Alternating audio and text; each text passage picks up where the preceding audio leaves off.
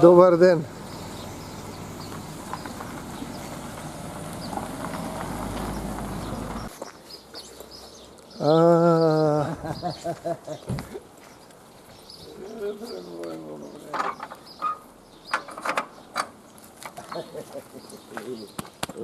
Пак се видяхме. Оня ден се видяхме, а? Доживяхме. Браво. Ден, здрав, живо, аз съм Мила. Аз съм Готве. Биди здрав и жив. Били, години. сите били здрави. Сите са овде. Долу киде. Да не се объркате, отия направо за Плевен, нататък. За малко, добре. За малко. Они се зазборя, аз видов скочи овде, викам тука. Трябва да ми видиш работилницата. Айде ке дойда. Това моите. Добър ден. Здравейте! Добър ден. Снимки не обичам да ме снимат. Да сте ми живи и здрави. Айде. Да сте ми живи и здрави. Тук съм 2-3 пъти съм спал аз. Так, хубаво.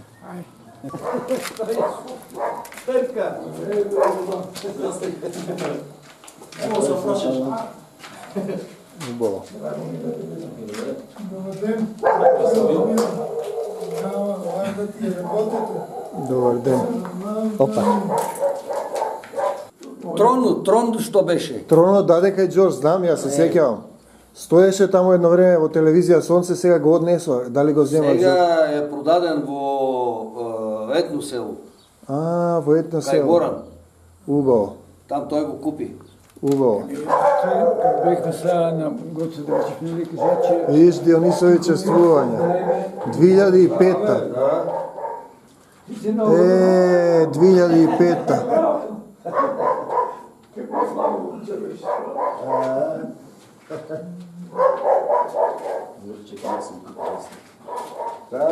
От време, кога организацията беше регистрирана и тогава имахме предизборни такви. Той е плакат, не знам кой ми го даде тогава от Гоце Делчев. Ти ли ми го даде, не помня. Забрал съм. Това е 100 години Илиндене от Битола, този плакат. Браво. Точно кога правихме изложбата там. И така. Добро.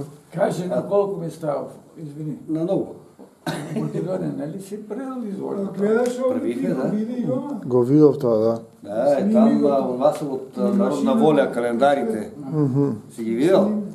2016. От Народна воля. 2017. Да. Каре и дамето. 7 метра ги виде, ама се няма време. Убаво. Гоце, Убаво. Гоце, сега си пенсионер, нали? Да. Цялото време тук си го. Елят ви си тук. Нема сега ти видиш там какви строежи, какви ремонти правя. Така ли? Да, Това е виша, това е нещо. това съм го видял на моят внук. Сега национална сигурност учи 3-та година в София, нов български. Сашко, ти го знаеш или не? Кога бехме в Испания, той таман се бе родил на 3 месеца. 96-та година. Прави сметка колко години са минали. Я кажи как. Сега има една... Не, как ще ме река, он е... Негър, Ще да го отрепиш тогава, ако не бех аз. Абе, нощно време да шмули, а викам стига, он е мога, и аз. Една приятелка, добра той, Сашката, сега, кога завърши, сигурно се жени, знам ли, сега с обчени се разправя. И учи, и до сега не е ходил на изпит. Всичко освобождава. И сега, като съложение, това ще му го направя за него. Един македонец има овде женят от Прилеп. Трайче. И му порачах, кога одиш там, викам едно знаме, ки ме донесеш, ама ова со звездата, не овој вентилатор што е. Со звездата, той ми донесъл с вентилатор. Така седи вътре. Значи татко ти тук Татко ми дойде беше на во работа. армия, во армия беше Во армия беше татко и ти. там беше сиромаштија, тако. Знам, зато те И прашувам. дојдахме, овде мајка ми има сестра во Долни Дъбник, те се од Белутинци, од Като Неврокопи таму што е. Имам од... Това са се наши книги. Значи овие двете, даже имам две еднакви. Ај ти, Да, гимназиум и тоа е за Шекспир, да. не, скршеното копие. И имам и от от тази професорката беше, што беше Ангелина Маркус? Маркус, Маркус, да. Маркус. От нея имам от нашиот Злате Крстевски од Битола, го знаеш? Мислам дека го На знам. копаничарите, што е председател. Аха. Тој е учил овде Па убаво. во Софија и са многу имаме. Тој идвал овде тука кај мене. Убаво. Над Убаво е. снимана. Ovo je na svetlo, така, от тук. Убаво е, се гледа. Стоян ти виж, нека биде така на светло. Убаво. Как е добре. Немам време. Аз сега од как се пенсионирах, тука се фанах во едно предприятие, има на 200 метри од мене, од овде. И таму сам охрана. Браво. И сега во 6 часа требаше да сам на работа, ама се сменихме со еден колега. Там Шомкът ли дойде ние? така. Вие ќе дојдете сега во 5 и аз во 6 ќе одам на работа. Къде? Добре де, ама И то македонче, и то е од потекло македонско. С брат си са двамата таму. Ja. Сме колеги. Ама не са многу свесни. не държа да ми. Не. Малко по-върховисти таки са.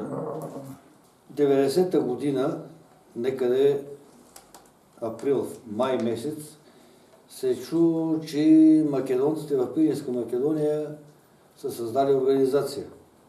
Омо Илинден. Тогава така се казваше. И Държавна сигурност е разтурила Конгреса, който е учредителен тогава, нали? Остава. В Ощава, село Ощава. И аз го чух тук по телевизия.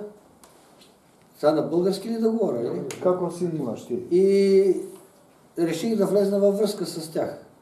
Нали, казаха тогава Стоян Георгиев, Сократ Маркилов, там кои беха още, създали организация и Държавна сигурност разтурила Конгреса, вземали им документите, всичко там, материалите.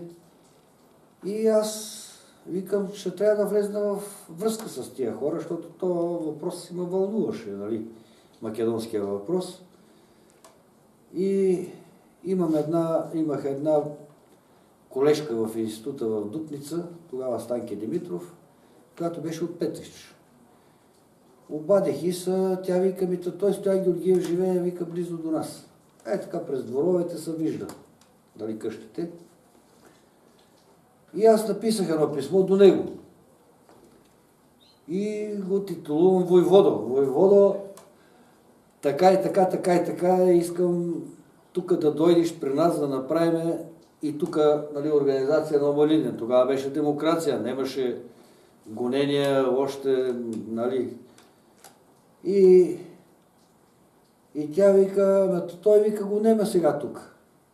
Бе, написах второ писмо и в него, аз не знам той дали го пази, описах, викам, Войводо, идвай тук, ако не дойдеш, викам, сам ще си направя тук организация, викам, македонска.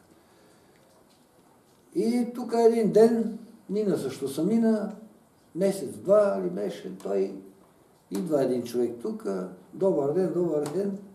Аз съм вика Стоян Георгиев. Прегърнахме се тук, така, дойде той и вика, бе, нали, има ли други такива като тебе последователи, това.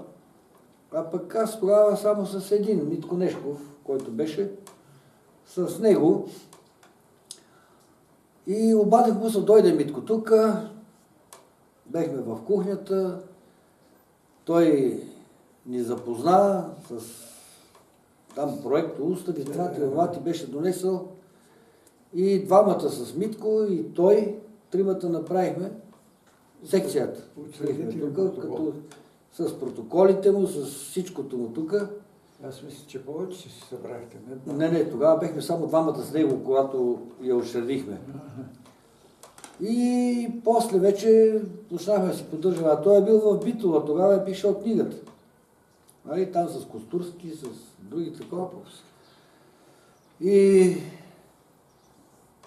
нали, почнахме тук да държиме връзка. Той идва още няколко пъти до тук. Един-два пъти. Аз бех събрал доста хора. През това време аз си работя тук. Значи бехме станали по едно време 18 човека. Секцията. Много бехме. И се надъхали така момчета. И какво стара? После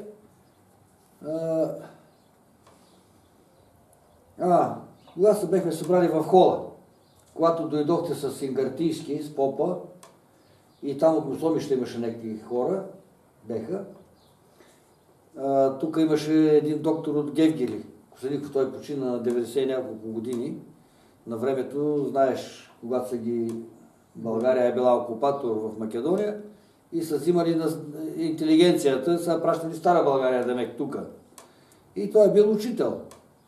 И тук завършва медицина и така, и той дойде. Той иначе малко върховист викат, че е бил, ама пред мен не е показал, нали? Беше си за Македония, до последно носех му изписания и така. И един бай Георги имаше, бай Георги Македонеца му викаха тук. Беше много свесен човек. Той вика, когато вече всичко свършихме, нали, тук събранието такова, и аз излезам да ги изпратя, нали, и той ми вика, Гоце, да знаеш, вика, че ако трябва, вика, аз ще ти помагам, правете, вика, вие сте млади, направете, вика, нещо за тази Македония. Те са и те бежанци от белотинци долу. А ако трябва, вика, пари, вика, ще ви давам. Така. И той почина. Сина му сега в Плевен, Иванчо, по тия телевизии, там нещо монтажи прави. И така, после дойде време, одехме по Рожен. Една зима беше 90-та година, мисля, че беше, когато събирахме подписи там в Петрич на центъра, кога ни обраха държавна сигурност там списъците. Оня Киро снимаше с апаратчето, нали? Клаудия, съзнахте вие там при следователя, дет ли вика, не напуснаха всичките. Тогава бехме, прокурор ли беше, бехме с моя син, с Самуил бехме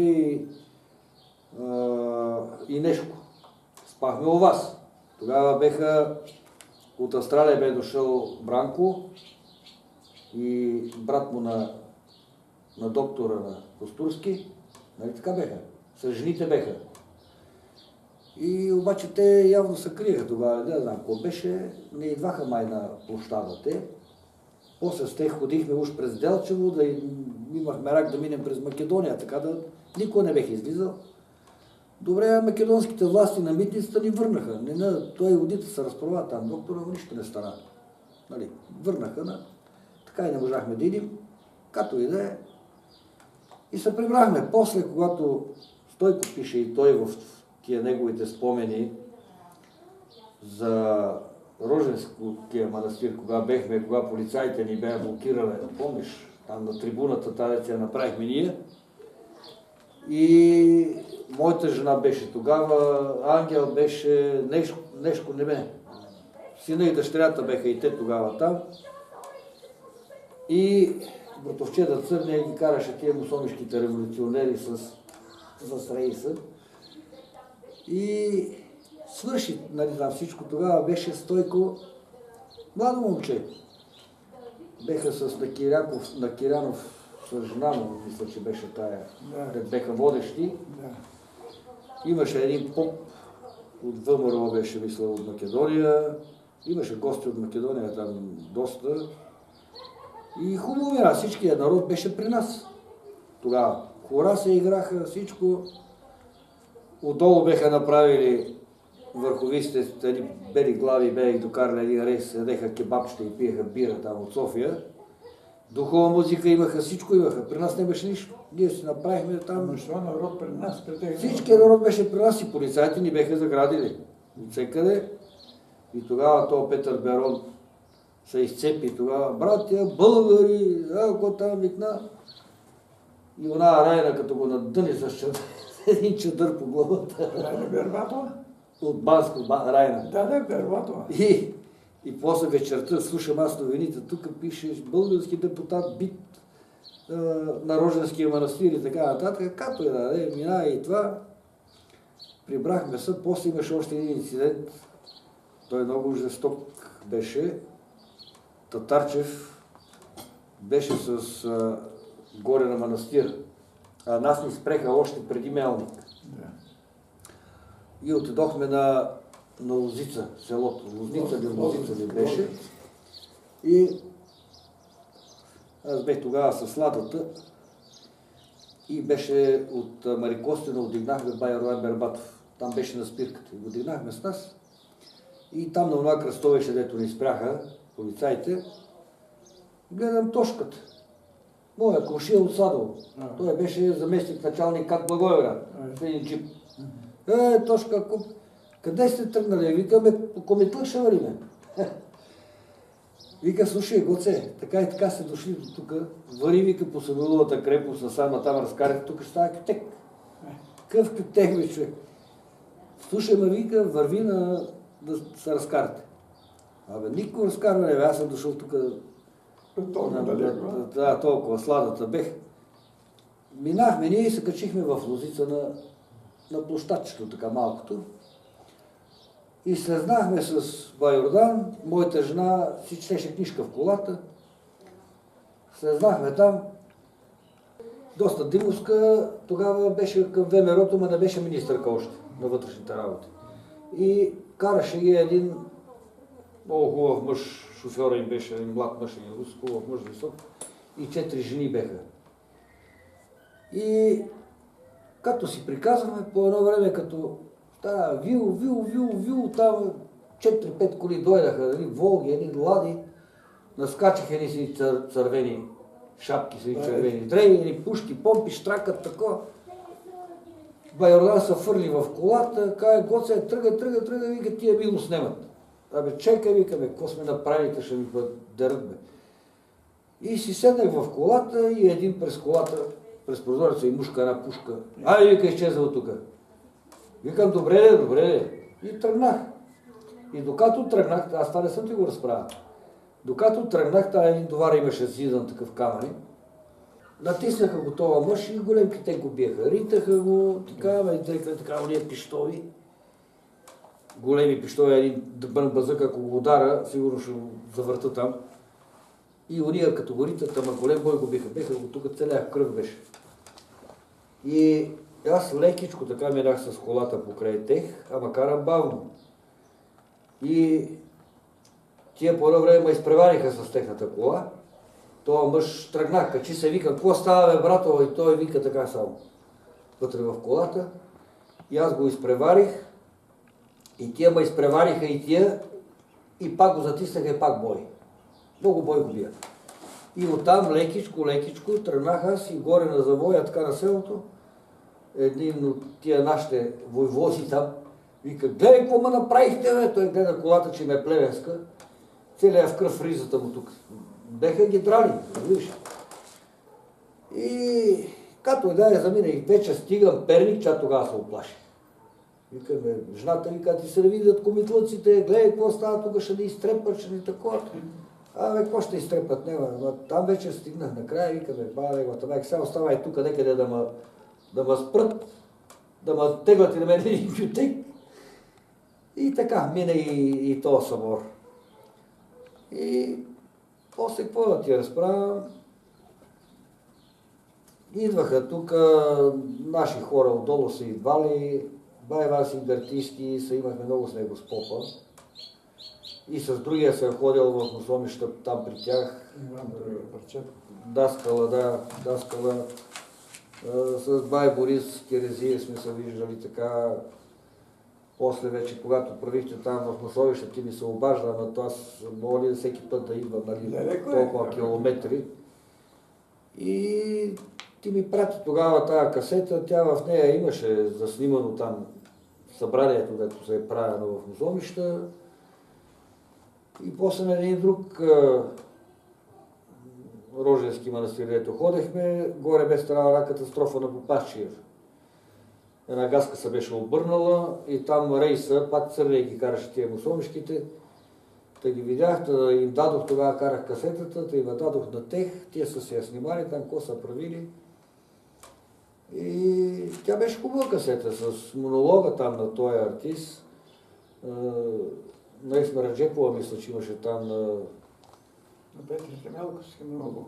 Да, той... Много, дек да одих с нея. И така. И в Димитровград, и в Асеновград, всички те много хареса. И после вече с него, когато ходихме по Испания, там по наши си истории, и там имаме 3 месеца, изкарахме там с него. Той ми се смееше, скачам от метрото да събирам стотинки, нямаме стотинки.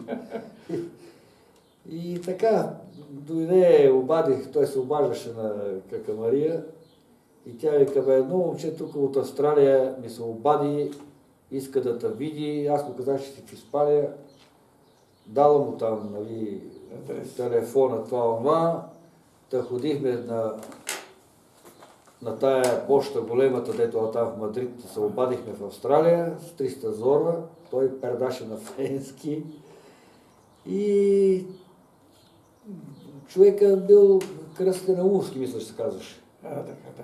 Заболекар, работи приватно там в Мелбърн. И с него се заприказвахме, той ни казва неговите пътила, дето е водил по не знам къде си. И касета ни прати. И ни изпрати една касета, беше написал песен за него. Не знам дали я имате тази песен. За Стоян Войвода. За Омо и Линден. За Омо и Линден. Što pее една жена? Да, жена пее. Да, пее. И беше ни служил вътре $120, Да. австралийски, да спаси малко положението с цигарите. Аз не пуша, ама ти не пушиш. И така. И там имаме истории.